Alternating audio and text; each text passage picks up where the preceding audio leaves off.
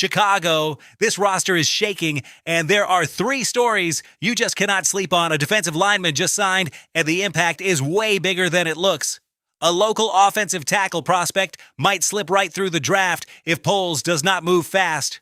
And an edge rusher with 8 Pro Bowls with the cap pushed to the limit is still on the market, but not for long. 3 moves, 1 question. Are the Bears really ready to take the next step? First story, James Lynch, listen up. I know that when you see the name of a defensive tackle who signed a 1-year deal pop up in Bears news, the knee-jerk reaction is to scroll right past it. I get it. We are living in a time where everybody just wants splash signings.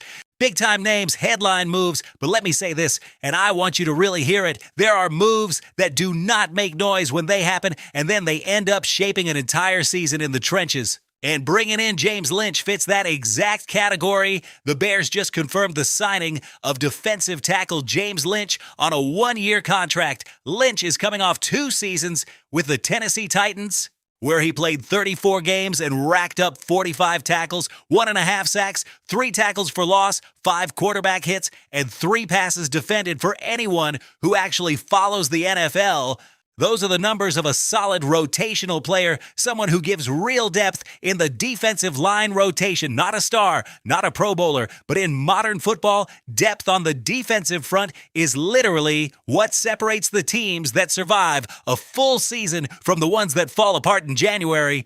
And that is exactly what I think Ryan Poles is building here in Chicago. This is not about just 5 names on the first team defense. This is about a roster that can survive injuries, that can roll fresh bodies out there in the 4th quarter, that can keep that constant pressure that Dennis Allen's defensive scheme needs to really hum. Now, let us talk through the full context with James Lynch, because there are parts of this story most outlets are just ignoring. Lynch is 27, a 4th-round pick in the 2020 draft by the Minnesota Vikings, our division rival, where this player spent 3 seasons. Then came a lost 2023 with a knee injury, which matters. An injury like that can erase a player from every team's radar. And yet, Lynch came back in 2024 with the Titans and across 2 seasons put up those 45 tackles and those 5 quarterback hits. Let me ask this, how many players who suffer a knee injury that serious actually come back and keep producing at that level? That tells you something about this person's mindset. Here's the part that really gets my football brain going. Dennis Allen is a defensive coordinator who lives in 4-man front schemes, and for that to work at a high level, you need real depth on the interior. You cannot have 2 starters and then 3 bodies who are just barely upright. Lynch fits perfectly as the 3rd or 4th interior lineman in that rotation, giving the starters a breather and keeping the pressure fresh. And check this out, Lynch has already played in the NFC North. Knows the Packers, knows the Vikings, knows how ball works in this division. That has value. That is experience you cannot just buy with cash or box score stats. I know what a lot of you are thinking. You see a 1-year deal and assume the team does not really believe in the player. Here's how I see it. A 1-year contract at this stage of free agency, with the Bears basically right up against the cap with only $493,528 left, is literally the only smart way to add depth without wrecking the financial future of the roster. Poles is being strategic. This is someone thinking about 2026 and 2027 at the same time. That is what a general manager does when there is a real plan. Is Lynch the most exciting move of the offseason? No. Is it exactly the kind of move a legit roster needs to stay competitive through 17 weeks in the playoffs? Absolutely, and I really believe that when we get to November and December, when defensive tackles start dropping with injuries like they always do, we are going to be glad Ryan Poles was this clear-headed back in March. Bear down, Chicago. Every single piece of this puzzle matters. But if you thought that was all the Bears had cooking this week, you are way off, because there is a story that hits the heart of Chicago directly, something involving local talent, the 2026 draft, and a decision Poles cannot afford to sleep on. Stick around. Second story, J.C. Davis. I am going to be straight with you like always. For way too many years, the Chicago Bears offensive line was the punchline of the NFL. It was where quarterbacks went to get beat up. It was the department this organization ignored, undervalued, and treated like an afterthought. And it costs full seasons, it costs players' health, and it costs the trust of a fan base that just wants to see this team compete with some damn integrity. That is changing. Head coach Ben Johnson and GM Ryan Poles have made it crystal clear that the offensive line is sacred in this new Chicago. Drew Dalman retired, which was a real gut punch, but the Bears responded by trading for Garrett Bradbury as a stopgap answer at center. They brought Braxton Jones back on a one-year deal at left tackle. They have Theo Benedette still in prove-it mode at the NFL level, and they have Ozzie Trapilo rehabbing. But once that person is back on the field, that is an important piece. But there is something that makes me want to grab the screen and talk directly to Ryan Poles. There is an offensive tackle prospect from the University of Illinois, meaning literally an in-state tackle sitting there in the 2026 draft, and the Bears just cannot let this kid get away. I am talking about J.C. Davis, 4 years as a starter at Illinois, 4 years of high-level college ball, which is no small thing. When you see first-round prospects who only have 2 years starting and still go in the top 15, you have to ask, how is there not more buzz around a player with 4 years of starting experience, high-end athletic traits, great lateral movement, and a natural ability to climb to the second level smoothly? The answer to me is simple and frustrating at the same time. The footwork is not fully cleaned up yet. That is the biggest knock on Davis. If the feet were consistently in the right place at the right time, we would be talking about a second-round prospect, not a third-round type. But here is why this is exciting, specifically for the Bears. Everything that is lacking with Davis, body control, balance on contact, ability to sustain blocks, that is coachable. It is not an athletic deficiency. It is not a physical limitation. It is technique, and technique can be taught. Ask yourself this, how many times have we seen a prospect with athletic limitations make it to the NFL and never get past those limitations because you cannot just manufacture elite athleticism?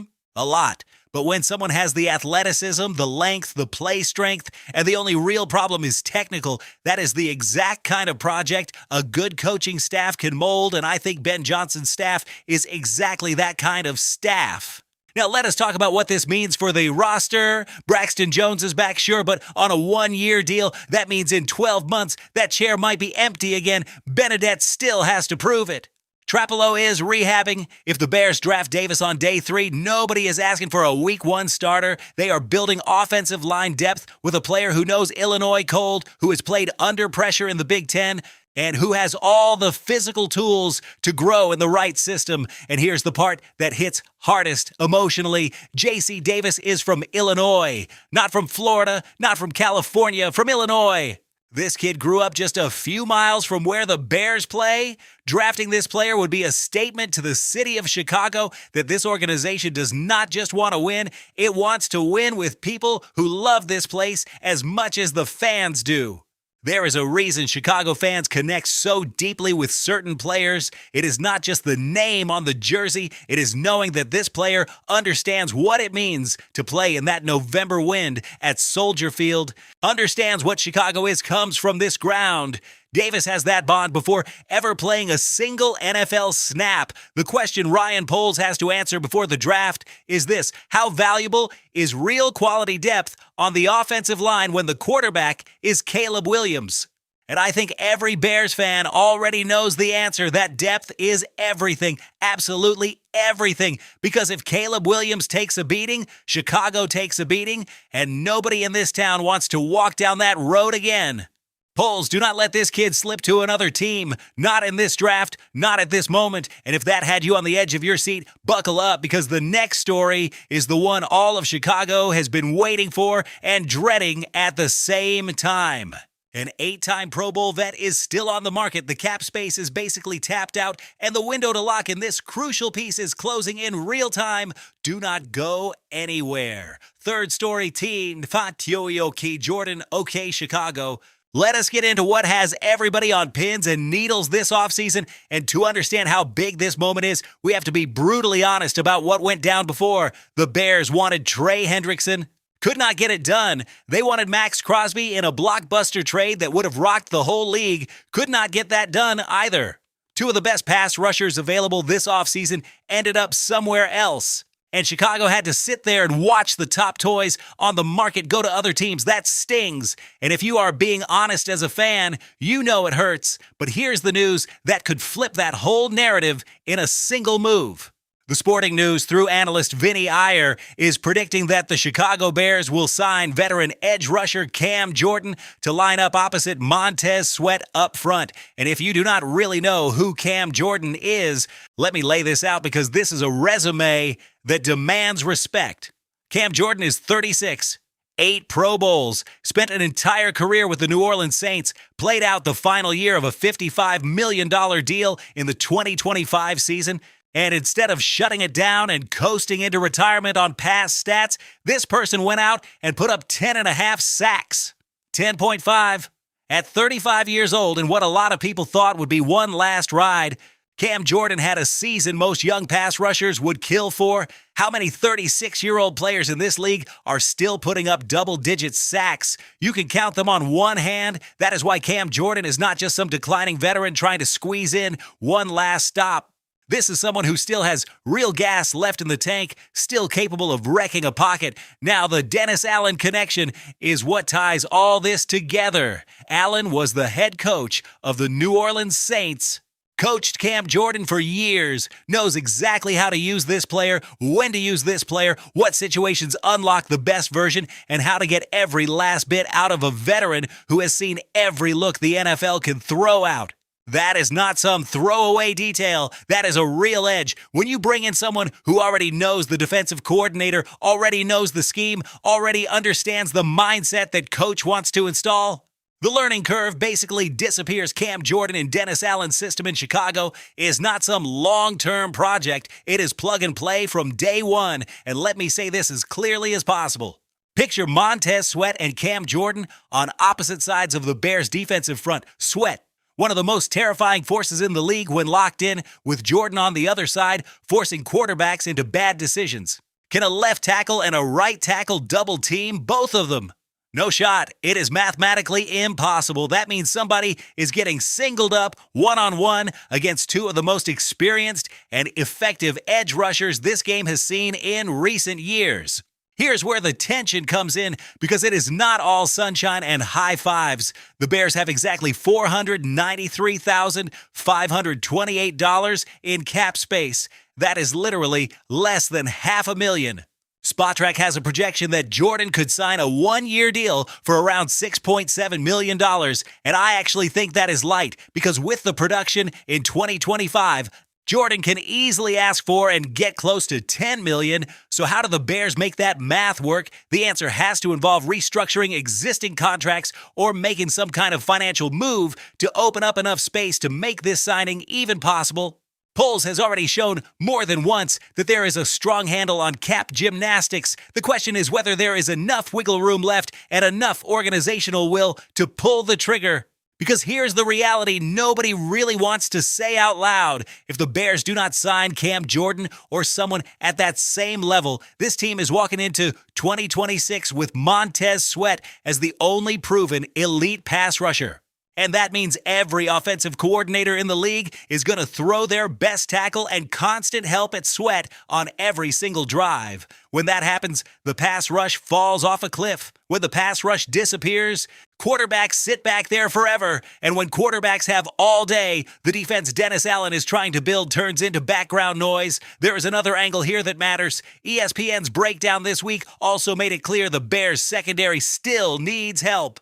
The team lost Tremaine Edmonds, C.J. Gardner-Johnson, and Kevin Byard III, players who were part of the backbone of that back end. Kobe Bryant and Cam Lewis came in as replacements, and ESPN analyst Bill Barnwell flat out said the Bears still need a starting corner and a safety who is comfortable playing in the box. To me, that ties directly back to the edge rusher need. If there is real pressure off the edge and you can get home in 3 or 4 seconds, corners do not have to be world beaters to do su trabajo. The pass rush protects the secondary, but if there is no pressure, if quarterbacks have 5 or 6 seconds back there, even the best corners on the planet eventually crack. That is why signing a legit edge rusher is not just some isolated fix for the front.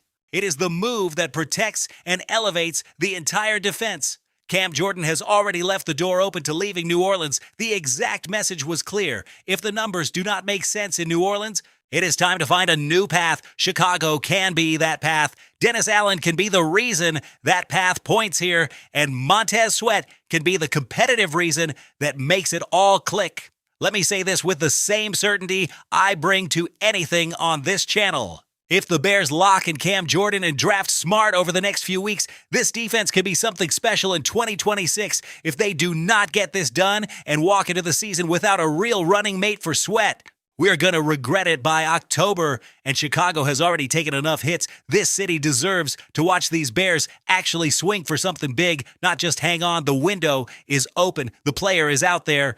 The connection with the defensive coordinator is real, and the production speaks for itself. Poles, the ball is in your hands. Do not put it on the turf. All right, Chicago, we have hit the end of this video, and before you back out of this screen, I need about 30 more seconds porque hay preguntas que necesitan respuestas y solo ustedes las tienen. First question straight up. Do you think bringing in James Lynch actually moves the needle for the Bears' defensive line depth? Or is this just one more body taking up a roster spot? Drop it in the comments. I think it matters, but I want to hear your side. Second question, and this is the one I think is the most fun today. Should Ryan Poles use a day 3 pick in the 2026 draft on J.C. Davis to protect the future of the offensive line, or are there other needs that are more urgent in that range of the draft? This is exactly the kind of debate that makes this community what it is. Hit the comments and let it fly. Third question, and this is the one that is going to split the comments right down the middle. Would you sign Cam Jordan as Montez Sweat's running mate, even if it means restructuring deals and basically emptying out the cap space? Or would you rather keep that financial flexibility for the draft wide para la temporada? Because I am telling you right now, that decision is going to define this team's ceiling in 2026. And I want to know where you stand. Before we wrap this, I want to say something that goes beyond football. This channel is not just a place to talk Bears news. It is a family. It is where Chicago fans living anywhere in the world, in any city, in any country, can come together and feel like they are in Soldier Field, even if they are thousands of miles away. Every comment, every like, every time you share a video, you are helping this community grow and get stronger. If you are not subscribed yet, this is the time. Hit that subscribe button right now. Turn on the notifications so you do not miss anything, because I promise you this Bears offseason is just getting started, and the next few weeks are going to get even crazier. The Bears are building something real in Chicago, and you deserve to live it with us in real time with the most honest and passionate breakdowns you are going to find in this language. I am Miguel Bear Truth Morales, and this is Bear Down from Chicago to wherever you are watching this. The city salutes you. See you in the comments and in the next video. Da Bears always.